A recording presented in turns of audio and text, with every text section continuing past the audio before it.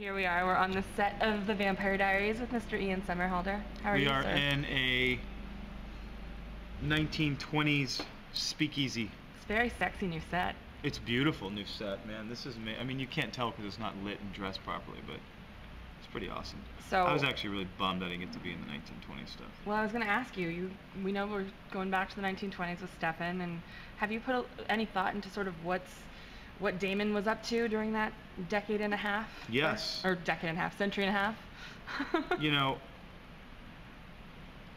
yeah, Damon was, yeah, absolutely. Stefan was running around ripping holes in the Ripper. Joseph Morgan gets so mad when we do that. He's like, what? The Ripper. Damon was in Chicago at the time having a blast, but he kind of stayed away from Stefano. Stefan was a little dirty and sloppy, I think. Sloppy? Yeah, he was a little sloppy. So we're coming off of this, you know, really sweet moment between Damon and Elena in the series, in the season finale last year. This kind of goodbye kiss that ended up not being much of a goodbye. Where's Damon at regarding that whole situation? I mean, is he chasing her? You know, I think, oddly enough, I don't know. He's not chasing her. I don't think he's chasing her. I think, in a very strange sense, again, as you know this, he's pissed about what's going on. This is not the way he saw his life at all. Now he's stuck in Mystic Falls, taking care of Elena. She's 18, so you figure another 70, 75 years he has to stay in this town and watch her. Now obviously she will age and grow up and have a career and a family and all that stuff, but he'll have to be there watching her. So. I think out of circumstance, yeah, they're David and Elena. I heard that recently that Delana, maybe that's what we should call it. The Delana just use the word. You're gonna have to cave in and use it. The fans made it, so we're doing all this for the fans. So I'm gonna use their lingo too.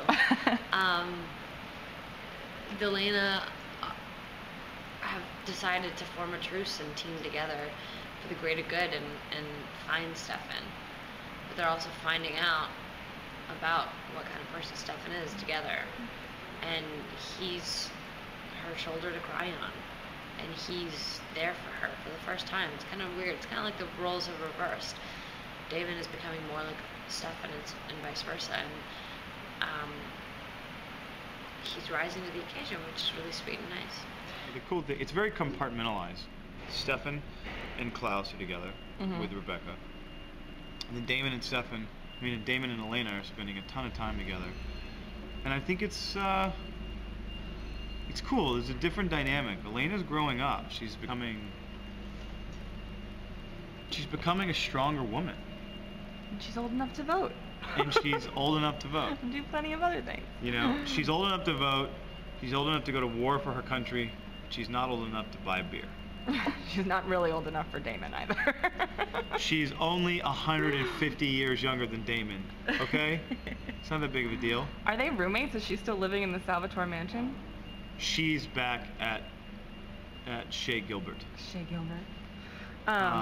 It's a shame that she's not at Shea Salvatore, but, you know. That would have been an odd couple situation. It is an odd couple situation. Being that it's the Vampire Diaries, we can assume that Stefan's going to get a lot worse before he gets better, as he gets sort of scarier and colder and further into his ripperness. Is that going to push Damon and Elena together more? I don't know if it's going to push them together more. It's going to put them in a bunch of tight spots together. You know, they are close. I mean, they're really close. It's just Damon will inexorably always do something to screw it up. He'll hurt her, he'll kill her brother, he'll burn her house down. Whatever he does something that is going to really not allow her to fully be able to comprehend. No, let's scratch that. It's not even about being with Damon. Damon is pissed that it's, you know, he can't have this girl. A, she doesn't want him, and B, it's his brother's girl. So even Damon's not going to stoop that low. He really isn't. So, and he makes a promise to her that he will help her get his brother back.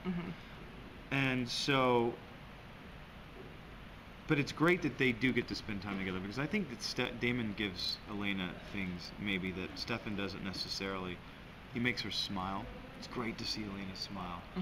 You know, and in the course of these storylines and sort of what she's been through, which is a lot. I mean, this girl has seen more in a year of her life, from 17 to 18, especially of the supernatural sense, that anyone has ever seen in their lives. And I think that it's just made her an infinitely stronger person, and she's growing up. And I think that it's great that they get to spend time together, because they do care about each other, and he'll never let anything happen to her. Nina, we just talked to Nina, and she said that sort of despite everything that's going on, there's a point where Elena kind of goes screw it and decides she wants to have some fun. Are we going to see some sort of lighter, happier scenes between them this season? Yeah, that's the thing. You know, she lightens up. I think, again, there's only so much doom and gloom that you can, you know. There are only so many times she can cry before she goes, you know what, screw this, I want to smile.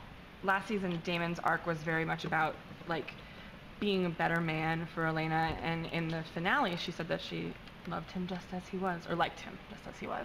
I should get that word right.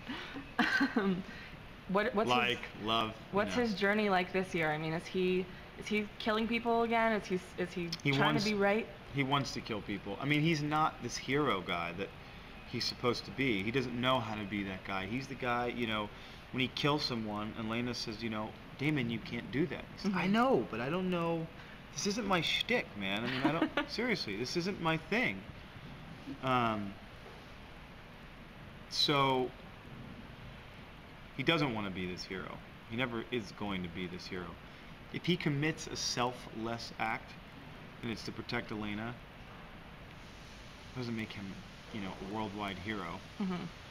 But he does want to protect the people he's closest to, and that's namely her, you know, and he's going to have to protect her from Stefan. How does watching Stefan change impact Elena? Does she change? Yeah, Elena definitely grows and changes within the season. It's sort of her coming of age season, and she's been very reliant and dependent on the men in her life for a very long time, and now that Stefan's gone, and she can't fully depend on Damon all the time. I mean, he's trying, but he's Damon. Still Damon. And so it's forcing her to kind of grow up and make her own decisions and fight and become a woman. And so her relationship with herself changes, and her relationship with both the guys change, and seeing Stefan in the way he is and what he does, it's kind of like a rude awakening for Elena. It's senior year. Is she gonna have any fun ever? Is she gonna try? You know, actually, yeah, she is gonna try. There's gonna be, like anyone, everyone has their breaking point. So she's gonna reach it, and then she's gonna just say, F it. Finally, it's about time.